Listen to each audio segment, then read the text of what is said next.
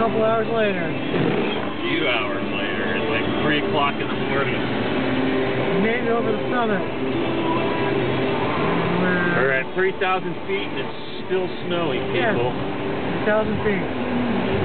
And there is snow on the ground. A little bit. Just took our chains off. 3,000 feet. Where are we? Full pack? Not quite.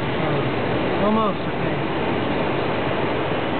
And turning to a slush. A little bit of snow. A little bit of ice. Can't see anything because it's really dark. Don't listen to what he's saying. There's snow on the trees. There's snow on the side of the road. I don't see any. I don't see anything. That? Oh yeah, that's right. A little bit.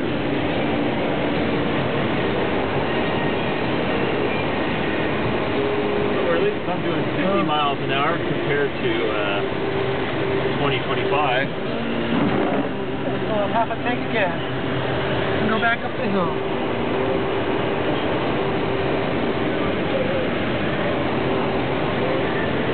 I guess that concludes the Tesla adventure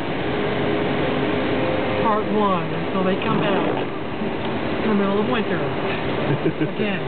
I hope they wait till summer. Stay tuned for more.